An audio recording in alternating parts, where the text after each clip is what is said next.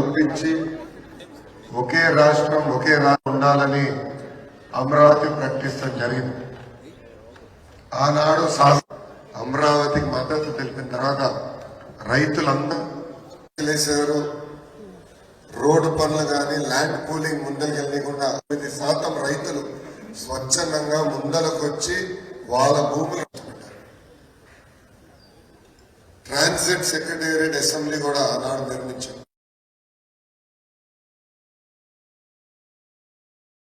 సమగ్ర electronics manufacturing ఎక్కడికి వెళ్ళింది? చిత్తూరు. ఈ రెన్యూబుల్ వెళ్ళింది, డిఫెన్స్ వెళ్ళింది ఉభయ గోదావరి జిల్లా, ఐటీ వెళ్ళింది ఉత్తరాంధ్ర.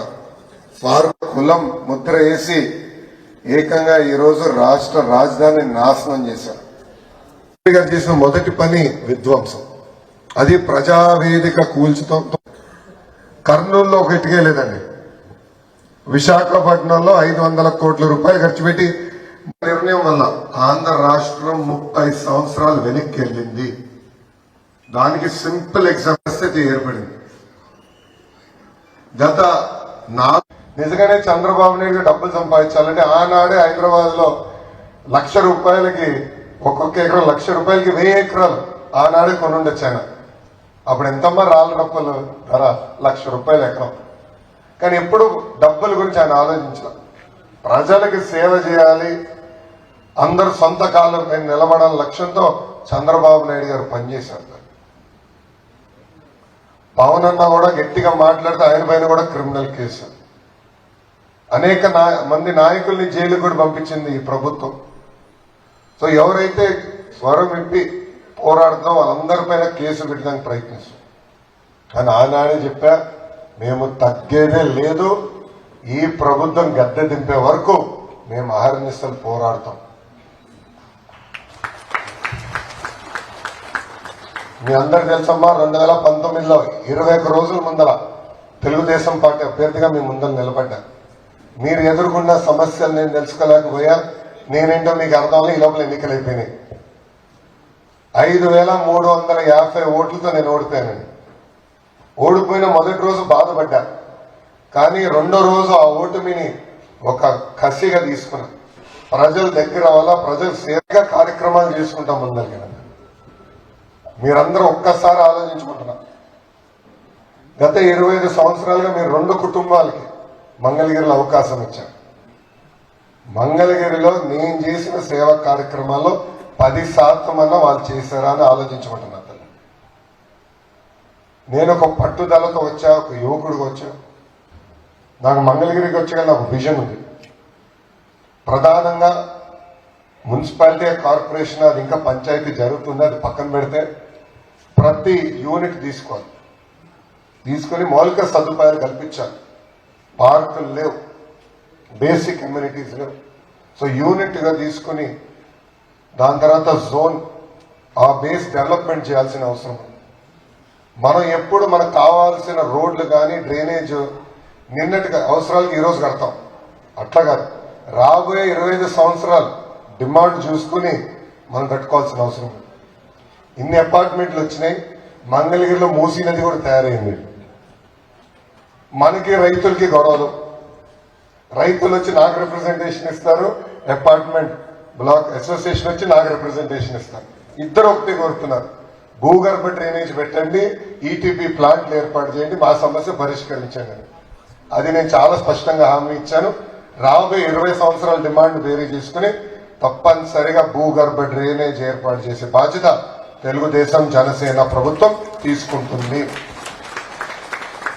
రెండోది నీరు. పక్కనే మనకి కృష్ణమ్మ ఉంది, కానీ నీటి సమస్య ఉంది. ఆనాడు మంత్రిగా నారాయణ గారు ఉన్నప్పుడు ప్రాజెక్ట్ తీసుకొచ్చారు తాడేపల్లికి. కానీ తాడేపల్లి మున్సిపాలిటీ వైకాపా నాయకుల చేతిలో ఉంది. ఆ ప్రాజెక్ట్ ముందరికి వెళ్ళిన చాలా ఇబ్బందులు ఎదుర్కొన్నారు. అందుకే తల్లి, మన ప్రభుత్వం వచ్చిన మొదటి సంవత్సరంలోనే ప్రతి ఇంటికి పైప్ లైన్ వేస్తాం, కుళాయి ద్వారా సురక్షితమైన తాగునీరు అందించే బాధ్యత మేము తీసుకుంటామని ఈ సభాముఖంగా హామీ ఇస్తున్నాం. మూడోది చెత్త.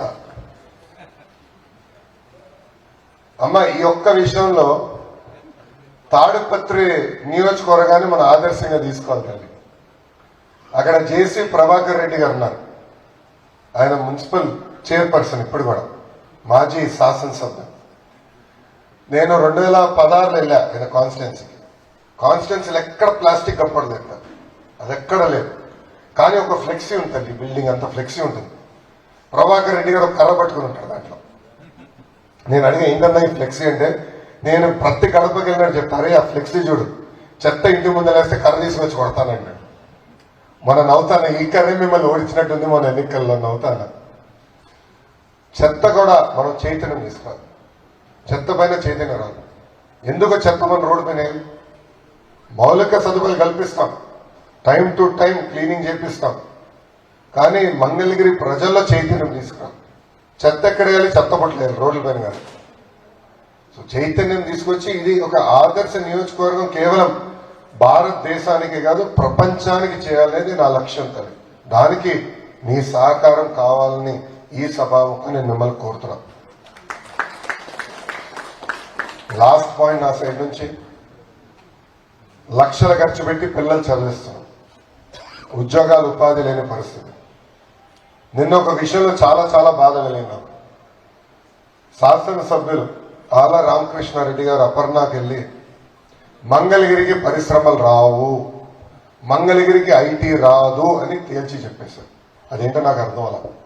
ఎందుకంటే నేను ఐటీ శాఖ మంత్రి ఉన్నప్పుడు మంగళగిరి ఆటో నగర్కి నేను ఐటీ కంపెనీలో తీసుకొచ్చేస్తాను.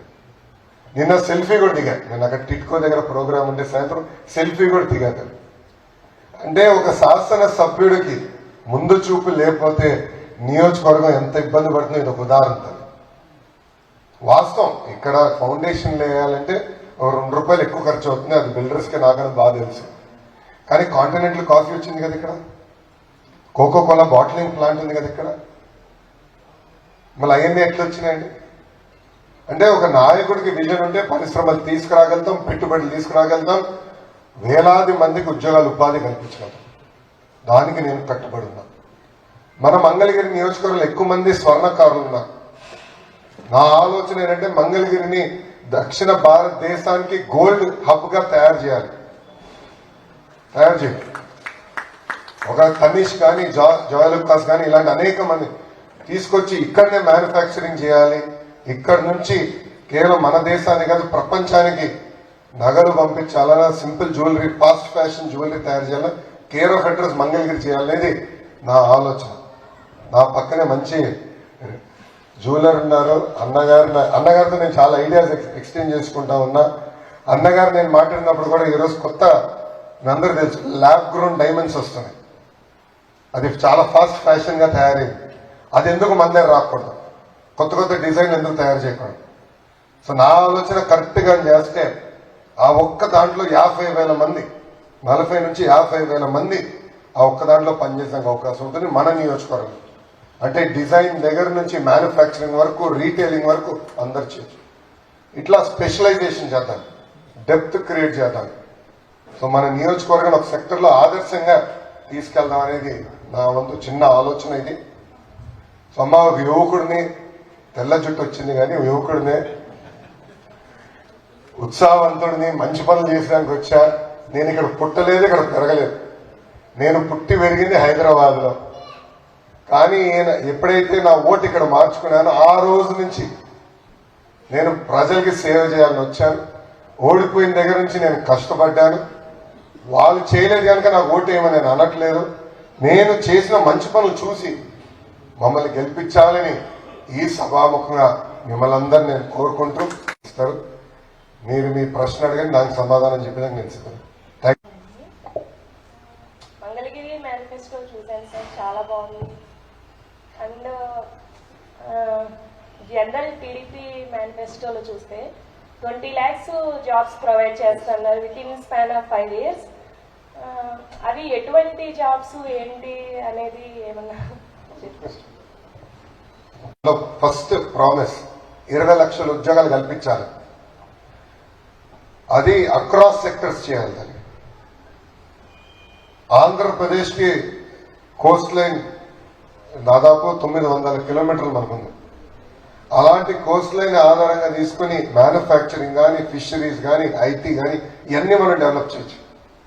మీరు అడగచ్చు కోస్ట్ లైన్కి ఐటీకి ఏం సంబంధం అని.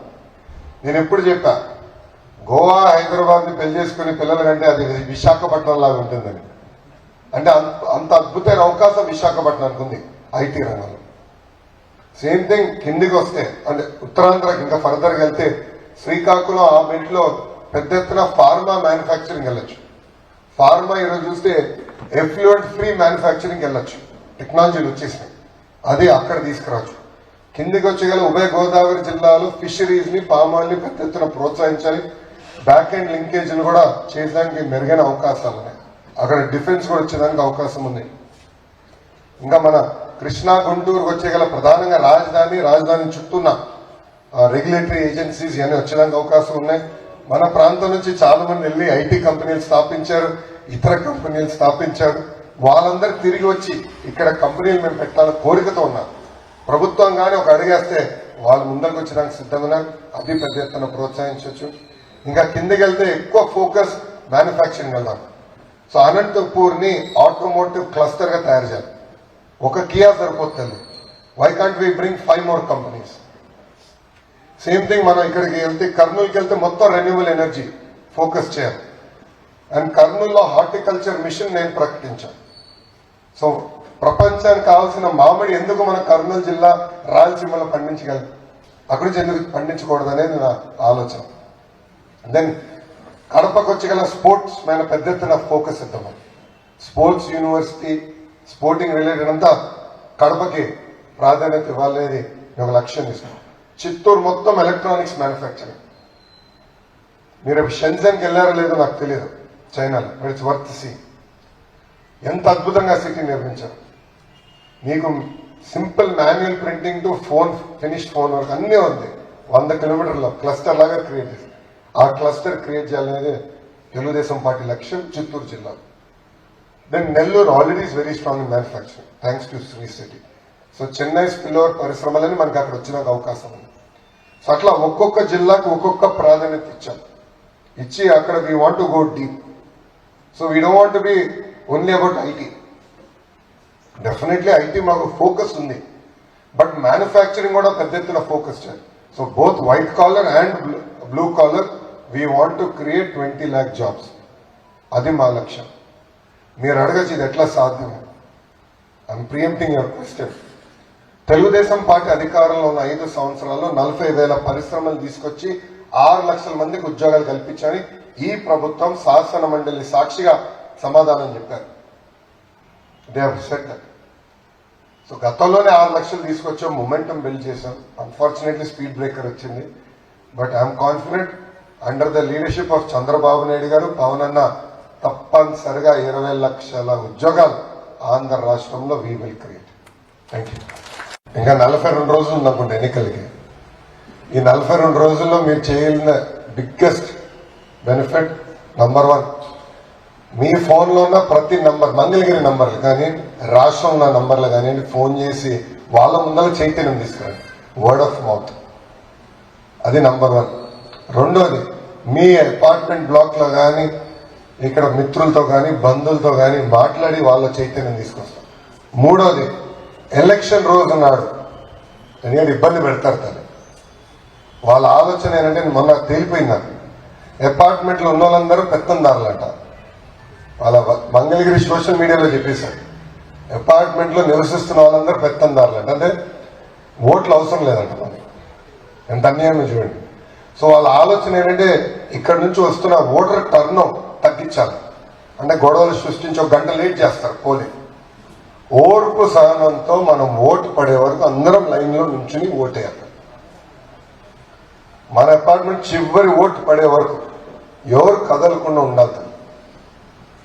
ఎందుకంటే ఈ ఓటు రాబోయే 5 సంవత్సరాలు మన భవిత ఆధారపడదు. 2 ఓట్లు తల్లి, ఒకటి మొదటి ఓటు ఎంపీ గారికి, రెండో ఓటు ఎమ్మెల్యేకి. ఈ 2 ఓట్లు మనం చాలా ఓర్పు సహనంతో లైన్లో నుంచుని ఓటు వేయాల్సిన బాధ్యత మనందరిపైన ఉంటుంది. సో ఈ 3 చేయండి, more than enough for us. Thank you.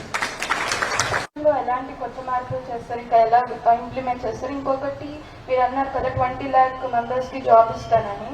ఇప్పుడు ఏదైనా ఒక కంపెనీలో జాబ్ రావాలంటే స్కిల్స్ ఉండాలి, అలానే ఊరికి ఇవ్వలేరు. సో మీరు స్కిల్ ట్రైనింగ్ సెంటర్స్ పెడతారు, ఎలా అన్ని ఏం చేస్తారు? మొన్న నవ్వుకున్న పాదయాత్ర అంటే బాబు గారు బయటకు వచ్చిన పాదయాత్ర ప్రారంభించారు. ఈస్ట్ గోదావరి జిల్లాలో నడుస్తుంటే చిన్నోడు వచ్చి తమ్ముడు వచ్చి అన్న స్కిల్ డెవలప్మెంట్ సెంటర్ గతంలో బాగుండేది, అది కొనసాగించాలని నాకు చెప్పాడు. నేను నవ్వుకున్నా మనసులో. దానివల్లే పాపం బాబు గారిని ఇబ్బంది పెట్టారు. చెల్లి మీరు చూస్తే తెలుగులు హైదరాబాద్కి వెళ్తున్నారు, బెంగళూరుకి వెళ్తున్నారు, చెన్నైకి వెళ్తున్నారు, నార్త్ ఇండియాకి వెళ్తున్నారు, ఇతర రాష్ట్రాలు ఇతర దేశాలకు వెళ్తున్నారు కదా పనిచేసేదానికి. మళ్ళీ స్కిల్స్ ఉన్నట్టే కదా. అవకాశాలు మనకు లేవు, పరిశ్రమలకు మనకు రావాలి. That is our bigger focus right now. And skill upgradation happens parallel. Second, ఎడ్యుకేషన్కి వచ్చేగా నేను బలంగా నమ్మేది కేజీ నుంచి పీజీ వరకు మన కరికులం రీవ్యాంప్ చేయాలి. ఎందుకంటే 4 సంవత్సరాలు ఇంజనీరింగ్ చేసినప్పుడు మనకు ఉద్యోగం రాదు, కానీ 3 నెలలు అమీర్పేటకి వెళ్ళి ట్రైనింగ్ తీసుకుంటే ఉద్యోగం ఎట్లా వస్తుందండి? నాకు అర్థం అవట్లేదు. For me that is the biggest mistake. అంటే మన కరికులం, మన సిలబస్ అబ్సల్యూట్లీ అవుట్డేటెడ్. నేను కాలేజ్ మేనేజ్మెంట్ కూడా కలిశాను, వాళ్ళందరూ కూడా చెప్తున్నారు. For example in civil they are not trained on softwares, latest technology. ఆ ప్రాబ్లం ఉంది, కరికులంలో మిస్ మ్యాచ్ ఉంది. So KG to PG we want to revamp the entire curriculum. ఆ లక్ష్యంగా మేము పనిచేస్తున్నాం. We will strengthen the curriculum. And అది కూడా మొదటి సంవత్సరంలో చేసే బాధ్యత మేము తీసుకుంటాం. అండ్ స్కిల్ డెవలప్మెంట్ గతంలో ఏ మోడల్ అయితే కొనసాగించో అదే మోడల్ మేము కొనసాగిస్తాం. స్కిల్ డెవలప్మెంట్ ని బలోపేతం చేస్తాం. No second thoughts about it. Skill development విషయంలో చెప్పాలమ్మా, ఇక్కడ చాలా మందికి తెలియదు. ఆర్ఎఫ్పి రిక్వెస్ట్ ఫర్ ప్రపోజల్ ఇచ్చినప్పుడు ఏ నట్టు, ఏ బోల్ట్, ఏ ఎక్విప్మెంట్ కొనాలి కూడా ఆర్ఎఫ్పిలో ఉంది. ఆ ఎక్విప్మెంట్ ఆ స్కిల్ డెవలప్మెంట్ సెంటర్స్కి వచ్చినప్పుడు కమిటీ వేసి ఆ స్కిల్ డెవలప్మెంట్ సెంటర్స్ లో కూడా ఆ ఎక్విప్మెంట్ ఉందా లేదా అని తేల్చి చెప్పేశారు. అంత ట్రాన్స్పరెంట్ గా చేశారు. సో బాబు గారు ఎప్పుడు నమ్మేది స్కిల్ అప్గ్రేడేషన్ చేయాలనేది ఆయన బలంగా ఎప్పుడు నమ్ముతారు. He looks at the best models in the country. In fact ఏ దొంగ కేసు అయితే పెట్టారో, ఏ మోడల్ పైన అయితే కేసు పెట్టారో, that model was adapted in Gujarat by the then chief minister Narendra Modi గారు. ఆయన అమలు చేశారు అది 2014 ముందల. ఆ మోడల్ మనం అమలు చేస్తాం. దానిపైన దొంగ కేసు పెట్టి బాబు గారిని 53 రోజులు రాజమండ్రి జైల్లో బంధించారు. నిన్నగాక మనం మళ్ళీ చెప్పారు, వాళ్ళు గెలిస్తే ఇంకో 11 కేసులు పెడతారట బాబు గారి పైన. చూడండి, బెదిరింపులు. గెలిచే ముందలే బెదిరిస్తున్నారు. దయచేసి ఇది అందరూ గుర్తుపెట్టుకోవాలని కోరుతున్నాను. Thank you. A middle class tax-paying government employee. Why I am saying this, you will come to know. ఒక సమాజానికి ముఖ్యమైన 2, ఒకటి అభివృద్ధి, 2 సంక్షేమం. గత కొన్ని ప్రభుత్వాలు స్టార్ట్ చేసింది అనుకోండి, గత ప్రభుత్వం చేసిన తప్పు అనుకోండి, ఈ బటన్స్ నొక్కుడు అనేసి నొక్కి నొక్కి నొక్కి నొక్కి అభివృద్ధి అనే కన్నుని నొక్కేశారు లోపలికి. ఇప్పుడు జనం అలవాటు పడిపోయారు ఆ సంక్షేమం, ఆ డబ్బులు తీసుకోవడం అనే కాన్సెప్ట్ లో. మీ గవర్నమెంట్ వచ్చాక రెండింటి మధ్య బ్యాలెన్సింగ్ ఎలా నడుస్తుంది? అంటే సంక్షేమానికి అలవాటు పడ్డ మనుషులు డబ్బులు తీసుకోవడానికి, అంటే నేనైనా ఆ పొజిషన్ లో ఉంటే డబ్బు తీసుకున్న వాడిని రేపు వచ్చి మీరు గవర్నమెంట్ ఎంప్లాయీస్ మీరు తీసుకోవడానికి వీల్లేదు అని చెప్పేసి నొక్కేస్తే నాకు తిట్లు వస్తాయి. మీకు మీ గవర్నమెంట్కి నెక్స్ట్ ఓట్ వేయాలంటే నాకు మనసు ఒప్పదు. అలా అలవాటైన మనుషులకి సంక్షేమానికి అభివృద్ధికి మధ్య బ్యారేజ్ ఎలా చేయగలరు? అండ్ మన స్టేట్ యొక్క ఇన్కమ్ కూడా ప్రజెంట్ తక్కువగా ఉంది. ఈ 5 ఏళ్లలో మీరు చేయగలని అనుకుంటున్నారా? చంద్రబాబు నాయుడు గారు ఎప్పుడు ప్రజలకి చంద్రబాబు నాయుడు గారు ఎప్పుడు గుర్తొస్తారు తెలుసా? కష్టకాలాల్లో గుర్తొస్తారు. ఏమా కరెక్టే కదా? బాబు గారు చెప్తా అన్న, మీకు రాసి లేదు, అనుభవించే యోగం మీకు లేదంట. ఎప్పుడు రాష్ట్రం కష్టకాలాలు ఉన్నప్పుడు ఆయన చేతికి వస్తుంది. 1995లో కూడా అట్టనే వచ్చింది, 2014లో అట్టనే వచ్చింది. అన్ని సెట్ చేశారు, ప్రజలు వేరే వైపు చూశారు, ఓడిపోయారు. అదే జరిగింది. 2014లో కూడా సంక్షేమం చేశాం కదా, దాదాపు 120 సంక్షేమ కార్యక్రమాలు చేశాం. కానీ అభివృద్ధి ఎప్పుడు వెనక్కి వెళ్ళాం. రోడ్లు వేసాం, డ్రైన్లు కట్టాం, తాగునీటి పథకాలు తీసుకొచ్చాం, పరిశ్రమలు తీసుకొచ్చాం, పరిశ్రమలకు ఇన్సెంటివ్స్ ఇచ్చాం. అంటే కియా ఎట్లా వచ్చేది, హెచ్సిఎల్ ఎట్లా వచ్చేది, టీసీఎల్ ఎట్లా వచ్చేది, అదానీ వచ్చేవాడ, ఇట్లా అనేక కంపెనీలు మేము తీసుకొచ్చాం. I believe there needs to be balance between welfare and development. రెండోది, అమెరికాలో కూడా వెల్ఫేర్ జరుగుతుంది. Europe is one of the largest welfare continent. అక్కడ ఎడ్యుకేషన్ గవర్నమెంట్, హెల్త్ గవర్నమెంట్, ఇంకో పక్కన అగ్రికల్చర్ యూరోప్ లో బతుకుతుందంటే దానికి కారణం ప్రభుత్వం ఇస్తున్న సబ్సిడీ. కానీ మీరు అన్నట్టు అక్కడ అభివృద్ధి సంక్షేమానికి క్లియర్ గా బ్యాలెన్స్ చేస్తున్నారు. ఆ బ్యాలెన్సే ప్రజలు ముందలు తీసుకుంటున్నారు, ఆ దేశం ముందలుకెళ్తారు. ఆ బ్యాలెన్స్ మెయింటైన్ చేసే బాధ్యత మన ప్రభుత్వం తీసుకుంటుంది. అందుకే మీరు చూస్తే ఏ పార్టీ మేనిఫెస్టో ఇచ్చినప్పుడు ముందర ఉచితాలు చెప్తుంది. కానీ మేము ఇచ్చిన మొదటి హామీ 20 లక్షల ఉద్యోగాలు. 20 లక్షల ఉద్యోగాలు క్రియేట్ అయినప్పుడు ఆంధ్ర రాష్ట్ర ఎకానమీ 2.5 టైమ్స్ పెరుగుతుంది. 2.5 టైమ్స్. మా అంచనా ప్రకారం every 8 lakh jobs, primary jobs create చేస్తే ఎకానమీ విల్ డబుల్ దాని ఇంపాక్ట్. అలాంటిది 20 లక్షల ఉద్యోగాలంటే 2.5 టైమ్స్ ఆంధ్ర రాష్ట్ర ఎకానమీ పెంచడానికి అవకాశం. ఇప్పుడు నరేంద్ర మోడీ గారు $5 trillion ఎకానమీ ఉండాలి దేశానికి అంటున్నారు. మై క్వశ్చన్, ఆంధ్ర రాష్ట్రం ఎందుకు $1 trillion ఎకానమీ ఉండకూడదు? $1 trillion. స్పోర్ట్స్ చేయొచ్చు, ఫార్మా మ్యానుఫ్యాక్చరింగ్ చేయొచ్చు, ఐటీ చేయొచ్చు, బ్లూ కాలర్ మ్యానుఫ్యాక్చరింగ్ చేయొచ్చు. అరే హైదరాబాద్ లో ఈరోజు ఫార్మా కంపెనీలను నడిపించేది ఎవరండి? స్థాపించింది ఎవరండి? ఆంధ్రులు. ఐటీ కంపెనీలు ఆంధ్రులు. మళ్ళీ ఇక్కడ అవకాశాలు లేక కదా అక్కడికి వెళ్ళారు. Why can't we create that ecosystem here? మన ఫార్మాలతో కొంతమంది మాట్లాడారు, వాళ్ళు రిక్వెస్ట్ చేశారు, హైదరాబాద్ లో మేము గ్రో అవ్వలేము, మాకు ఏమైనా ఆప్షన్ ఇవ్వండి, నార్త్ ఆంధ్రాకి వెళ్ళేదానికి సిద్ధంగా ఉన్నాం. I'll give you one example. ప్రపంచవ్యాప్తంగా 5-6 దేశాలు కోవిడ్ కి వ్యాక్సిన్ కనిపెట్టారు. మనందరం గర్వపడాల్సింది అది భారతదేశం ఒకటి, దాంట్లో ఒకటి. అది కూడా ఆంధ్ర రాష్ట్రానికి సంబంధించిన వ్యక్తి కృష్ణ గారు మన కోవాక్సిన్ కనిపెట్టారు. You have to be very proud. కానీ ఏం జరిగిందండి కోవిడ్ అప్పుడు? దాన్ని కూడా కులముద్ర వేశారు. ఈరోజు భారత్ బయోటెక్ ఒక్క సంస్థ 1,200 కోట్ల రూపాయలు పెట్టుబడి ఒరిస్సాలో పెట్టారండి. Can you believe it? Orissa. అది ఎక్కడ రావాల్సింది? మన రాష్ట్రానికి. సో ముఖ్యమంత్రి గారు కానీ ప్రభుత్వం కానివ్వండి, సమాజాన్ని చీల్చే పనిలో ఉన్నప్పుడు పెట్టుబడులని పక్క రాష్ట్రానికి వెళ్తారు. సో పెట్టుబడులు అంటే అభివృద్ధి, సంక్షేమం తెలుగుదేశం పార్టీకి 2 చక్రాలండి. ఆ 2 ముందలు తీసుకెళ్లే బాధ్యత మేము తీసుకుంటాం. Thank you. Indian air force లో పనిచేసి ఇప్పుడు ప్రస్తుతానికి ఇండియన్ రైల్వేస్ లో పనిచేస్తున్నాను. మన ప్రభుత్వం అయినప్పుడు బాబు గారికి సపోర్ట్ చేస్తా కొంచెం ఫేస్బుక్ లో కొన్ని పెట్టారని చెప్పేసి నా మీద సిఐడి కేసేసారు. నేను గుంటూరులో ఉండేవాడిని. కంగ్రాచులేషన్స్. అలాగా అంటే ఆ సిఐడి వాళ్ళు మా ఇంటికి వస్తే నేను ఒకటే అన్నాను, నేను దేశం కోసం కష్టపడి అక్కడ పోరాటం చేసి వస్తే నా అమరావతి నాశనం అయిపోతుంటే నేను ఊరికే ఎలా ఉంటాను, నువ్వు ఒక పోలీస్ గా కాకుండా మామూలు మనిషిగా ఆలోచించు అని చెప్పేసి అతనికి కౌన్సిలింగ్ నేను ఇచ్చాను. అతను ఏం యాక్షన్ చేసుకోలేకపోయాడు. మళ్ళీ వాళ్ళు కోర్టుకు వెళ్ళి నాకు నాన్ అవైలబుల్ వారెంట్ ఇష్యూ చేయమంటారు. నేను ఒక ఎర్ర బుక్ మెయింటైన్ చేస్తున్నాను. ఏ అధికారులు అయితే చట్టాన్ని ఉల్లంఘించి మన ఇబ్బంది పెట్టారో రేపు వాళ్ళపైన జ్యుడిషియల్ ఎంక్వైరీ చేసి సర్వీస్ నుంచి డిస్మిస్ చేయించి జైలుకి పంపించాలని నా లక్ష్యం. ఎందుకంటే చట్టాలు అమలు చేయాల్సిన వాళ్ళే చట్టాన్ని ఉల్లంఘించి ప్రజల్ని ఇబ్బంది పెడితే ఎంత అన్యాయం అండి. అందుకే ఆ బుక్ మెయింటైన్ చేస్తాం. ఆ బుక్ ఇప్పుడు సుప్రీంకోర్టు వరకు వెళ్ళింది. సుప్రీంకోర్టుకి వెళ్ళింది. సుప్రీంకోర్టులో దాని గురించి డిస్కషన్. తప్పు చేయకపోతే ఎందుకు భయపడుతున్నారు? ఇప్పుడు ఇట్లనే సోషల్ మీడియా పైన పోస్ట్ పెట్టినందుకు సిఐడి, వాట్సాప్ లో ఫార్వర్డ్ చేస్తే ఇంకో డిపార్ట్మెంటు, లేదంటే అన్నగారులాగా కష్టపడితే ఆయన పైన జిఎస్టీ రేట్లు. వాళ్ళు చేయాల్సిన పని ఏంటి? గంజాయి ఎందుకు ఆపట్లేదండి?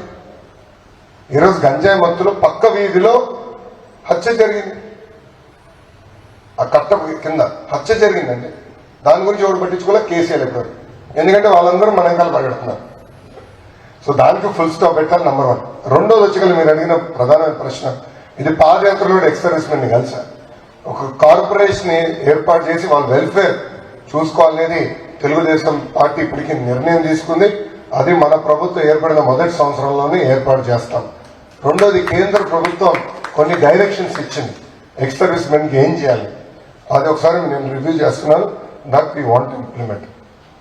మూడోది రిజర్వేషన్ వచ్చేగల మీరు చెప్పిన రాష్ట్రాలు ఎక్కువ శాతం మంది సర్వీసెస్కి వెళ్తారు, నేషనల్ సర్వీసెస్కి వెళ్తారు. సో ఆ రేషియో బట్టి చేయాలి. Please give me some time I review and come back. Thank you very much. మేము కోర్టుకెళ్ళి పోరాడి కాపాడాలి, అభివృద్ధి చేయాలి, కానీ అది పేదవాళ్ళకి అన్నిటి మీద చేయకూడదు. గతంలో కూడా చెప్పా, ఇప్పుడు కూడా చెప్తున్నా, వాళ్ళు చేస్తున్న దుష్ప్రచారం నమ్మద్దు స్వామి. ఇల్లు కూలగొట్టాలన్న ఆలోచనలో మేము లేము. గతంలో చెప్పా, ఇప్పుడు చెప్తున్నా. సో మీకు ఆ డౌట్ ఉంది, వాళ్ళు అదే చేస్తారు కదా. వాళ్ళు చేసింది, వాళ్ళు ఏం చేస్తారో చెప్పలేదు. చేస్తారు అరే వాళ్ళు అబద్ధాలు చెప్తారన్నా. ఎట్లా చెప్తారు? ఒక మాట చెప్తా అమ్మ. మొన్న ఒక లాయర్ గారు ఫోన్ చేసి ఒక స్టోరీ చెప్పారు నాకు. ఒక నిందితుడిని పోలీసులు తీసుకెళ్లి జడ్జి గారి ముందర నిలబెట్టారు. ఆ నిందితుడు నాకు తల్లి తండ్రి లేరు, చాలా బాధ వస్తుంది, కావాలని నా పైన దొంగ కేసులు పెట్టారు పోలీసులని బారని ఏడ్చాడు. జడ్జి గారు అయ్యో పాపం ఏంటి దెబ్బా అని పోలీసుని అడిగారు. వదిలేస్తాలే ఎందుకులేండి, భలే ఉన్నారు సార్, తల్లి తండ్రిని చంపింది వీడి అని.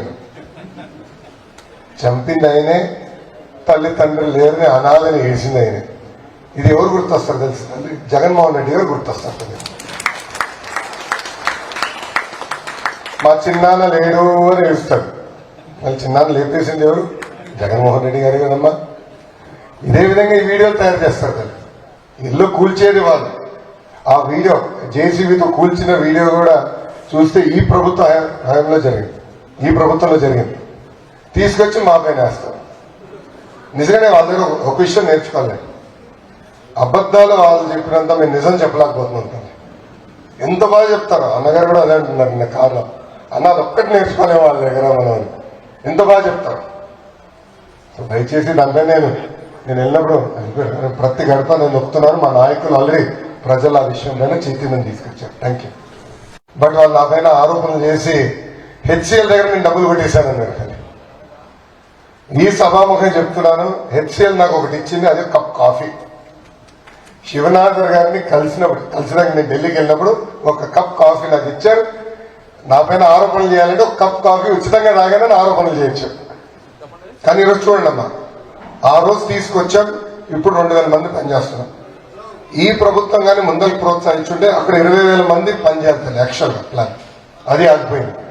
అమరావతిలో అన్ని ఆపేశారు. అవన్నీ కానీ వచ్చుంటే ఇప్పటికీ దాదాపు 5 లక్షల మంది అమరావతిలో పనిచేశారు. So we will continue Amaravati works, will finish Amaravati. ఆటోమేటిక్గా we will create that kind of jobs. Second, third, Karakatta road గురించి మాట్లాడుతున్నారు. ఎందుకు ఆగిందండి అసలు రోడ్? ఒరిజినల్ గా మీకు ఐడియా ఉంది.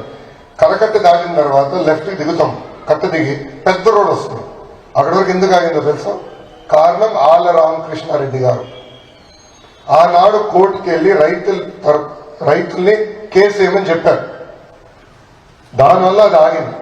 లేదంటే ప్రాజెక్ట్ పూర్తయింది. ఇప్పుడు అదే రైతులు మనం వెళ్ళినప్పుడు ముందరికి వచ్చి ఆనాడు మేము పొరపాటు చేశాం, మళ్ళీ మీరు ల్యాండ్ పూలింగ్ చేస్తే మేము ల్యాండ్ ఇచ్చేదానికి సిద్ధం ఉన్నాను రైతులు ఈరోజు తెలుసుకుని ముందరికి వచ్చారు. ఆ రోడ్డు పూర్తి చేసే బాధ్యత కూడా మేము తీసుకుంటాం. We will complete that road. ఇంకా మీరు మధ్య తరగతి కుటుంబాల పైన ఈ పన్నుల భారం పెరిగిపోయింది. ఈరోజు ఇంటి పన్ను చూడండి, చెత్త పన్ను చూడండి. తాడేపల్లి ఉన్న ఇంటి పన్ను హైదరాబాద్ కన్నా ఎక్కువ ఉంది. ఎంతమందికి తెలుసో తెలియదు ఈ విషయం. హైదరాబాద్ కన్నా ఎక్కువ ఉంది. దానికి కారణం కూడా వైకాపా మున్సిపాలిటీ ఉన్నప్పుడు వాళ్ళు ల్యాండ్ రిజిస్ట్రేషన్ వాల్యూ విపరీతంగా పెంచేసి దానికి లింక్ చేసి పడేశారంట. దానివల్ల అంతా పెరిగిపోయింది. సో ఫస్ట్ మేము చేయాల్సింది ట్యాక్సెస్ రేషనైజ్ చేయాలి, కాస్ట్ ఆఫ్ లివింగ్ తగ్గించాలి. ఆటోమేటిక్గా మీకు ఈజీ అవుతుంది. అది నెంబర్ 1. రెండోది, చెల్లెమ్మ అడిగినట్టు మౌలిక సదుపాయాలు కల్పించాల్సిన బాధ్యత మా పైన ఉంది. మూడోది, ఎకనామిక్ ఆపర్చునిటీస్, జాబ్స్.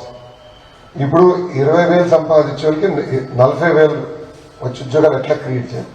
40,000 సంపాదించే వాళ్ళకి ₹1,00,000 నెలకు వచ్చే ఉద్యోగాలు ఎట్లా కల్పించాలి? అట్లా ఎకనామిక్ యాక్టివిటీ క్రియేట్ చేస్తేనే ఆటోమేటిక్గా things will fall in to line. So that is what I strongly believe. అందుకే మా ఫస్ట్ ప్రామిస్ 20 లక్షల ఉద్యోగాలు. ఆ హామీకి మేము కట్టుకో